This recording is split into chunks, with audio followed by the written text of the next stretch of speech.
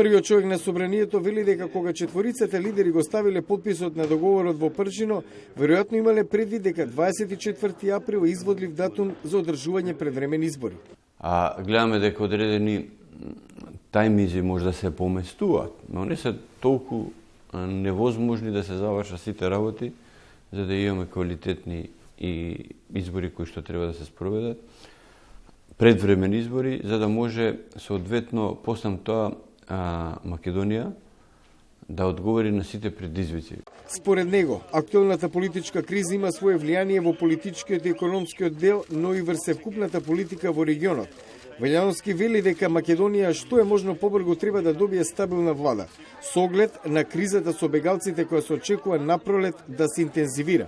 Најбитно по мене да се дојде до едно решение, тоа решение да биде признато од сите фактори во политичката борба, односно во изборната борба која што ни престои, за да можеме да бидеме, да добиеме избори во кои што резултатите ќе бидат признати од сите политички фактори. Американски аналитичари во Вашингтон прашуваат, ќе имат ли изборите легитимитет ако не учествуваат тие избори? Не сакам да помислам дека една политичка партија како што е толку голема, моćна, значајна опозициона партија како што е СДСМ да не учествува на изборите. Јас не сакам да помислам, па камоли да, како што кажете сега, да се даде легитимитет на такви избори. Јас се надевам и убеден сум во последен момент дека ќе се премислат и затоа што, како што кажав, во текот на оваа идната недела, верувам дека ќе се најде и прашањето за медиумите и после ќе може да се расчистат сите прашања кои би биле условно, да кажам, пречка за да се спроведат изборите. Може ли пролонгирање на 24 април по било кој сценарио?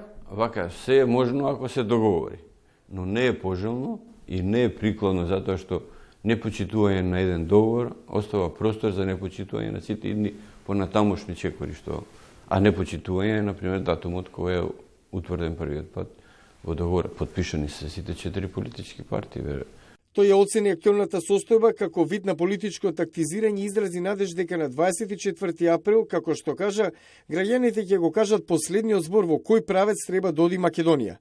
Судот од народот треба да го почитуваат сите, и поразените и победниците на изборите, заклучи Велјановски во разговорот за Гласот на Америка.